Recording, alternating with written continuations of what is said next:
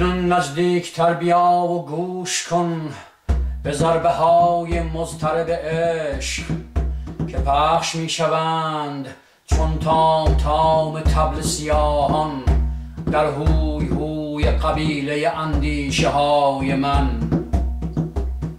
فروغ فرخزاد.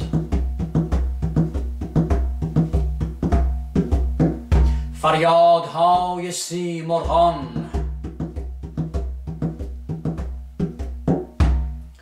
به نام دلدادگان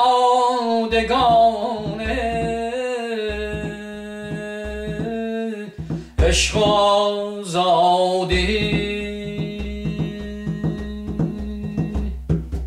عشق آزادی.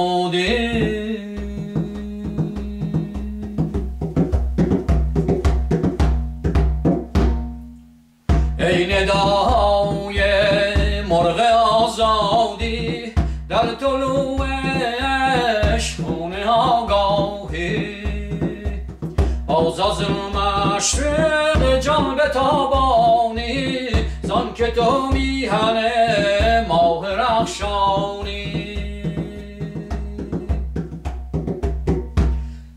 دلبر یزدان فاتح جهان سیل خونین عشق در خیابانی، خودت میدانی از دلبرانی چون از تبار دلاورانی، چون از طلوع سرخ ایرانی،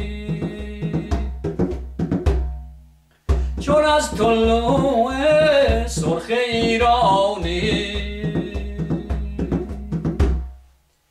از بهاران خجسته برخیز با ندای همبسته برخیز، روح سیمرغی از تله برخیز ای که سرشارتر از عقابانی. حافظ عشقی عطر عطاران در دلت داری، آنکه فردوسی نعره سهراب پرز ایثاری. فریاد شیرین تیشه فرهاد، خنده حلاج بر سر داری، خودت میدانی از دلبرانی چون از تبار دلاورانی، چون از طلوع سرخ ایرانی، چون از طلوع سرخ ایرانی.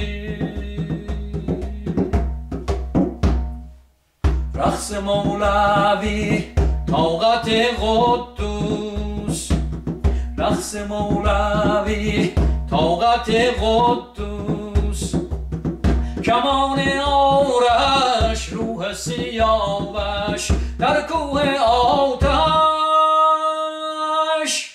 زنده میمانی. حکمت کوروش شعله زرتشت، زندگی در مشت شیر میدانی. باب آزادی از شجاعت مست، خونبها در دست اوج ایرانی. باب آزادی از شجاعت مست، خونبها در دست اوج ایرانی. خودت میدانی از دلبرانی چون از تبار دلاورانی، چون از طلوع سرخ ایرانی. خودت میدانی از دلبرانی چون از تباره دلاور